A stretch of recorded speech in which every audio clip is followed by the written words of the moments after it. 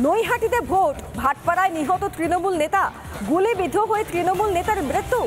নিহত গুলিবিদ্ধ তৃণমূল নেতা অশোক সাউ। চায়ের দোকানে ঢুকে গুলি চালায় দুষ্কৃতীরা, পায়ে হেঁটে এসে গুলি চালিয়ে চলে যাওয়ার অভিযোগ। নেতাকে লক্ষ্য করে ছোড়া হয় সকেট বোমাও, সেই অংশ বিশেষ পড়ে আছে, আপনারা সেই ছবিটা দেখতে পাচ্ছেন। অর্থাৎ যখন উপনির্বাচন চলছে নৈহাটিতে, তখন ব্যারাকপুর পুলিশ কমিশনারেটের অন্তর্গত এলাকায় ভাটপাড়ায় গুলি চলেছে, বোমা ফাটানো হয়েছে, একজনের মৃত্যু হয়েছে, এক তৃণমূল নেতা অশোক সাউয়ের মৃত্যু। চায়ের দোকানে ঢুকে গুলি চালিয়ে চলে যায় দুষ্কৃতীরা। নেতাকে লক্ষ্য করে ছোড়া হয় সকেট বোমা। শাসক নেতা খুনে গোষ্ঠীদ্বন্দ্বের অভিযোগ।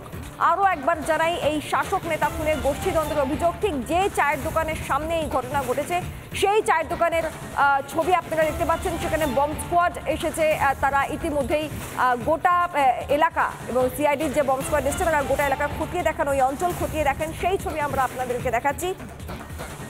তারা যা যা সংগ্রহ করেছেন বা সেই সমস্ত ছবিগুলো আমরা আপনাদেরকে দেখাচ্ছি। আমাদের প্রতিনিধি অনুপম ঠিক কি ছবি তুলে ধরেছেন দেখুন।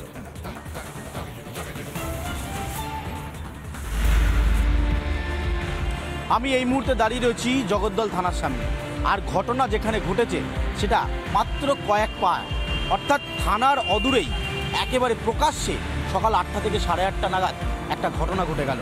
তাতে একজন তৃণমূল কর্মী গুলিবিদ্ধ হলেন এবং মারা গেলেন। ঠিক কতটা রাস্তা আসুন আমার সাথে, আমি দেখাচ্ছি। এই হচ্ছে থানা, এবং এখান থেকে যদি কয়েক পা হাঁটা যায় তাহলেই কিন্তু ঘটনাস্থল। এখানে আমরা দেখতে পাচ্ছি পুলিশের গাড়ি।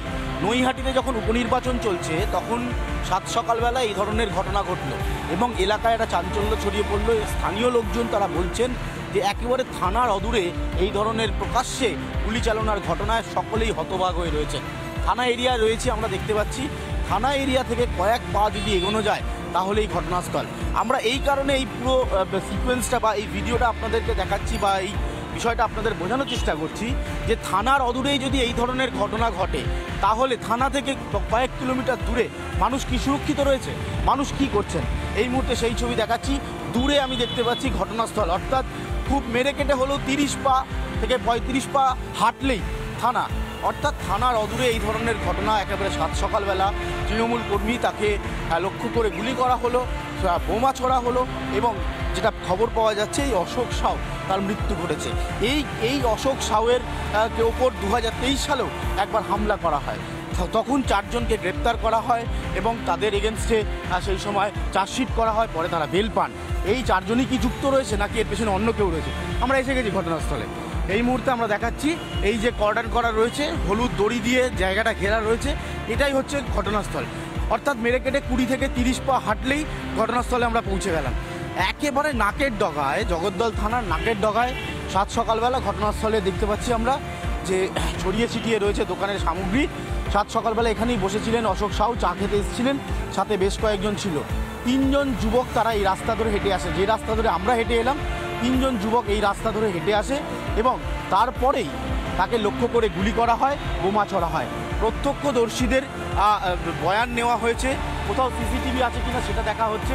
এইখানে আমরা একটা দেখতে পাচ্ছি যে একটা দোকান রয়েছে এই পাড়ার মধ্যে, আর কোথাও সিসিটিভি আছে কিনা সেটা তারা খতিয়ে দেখছেন।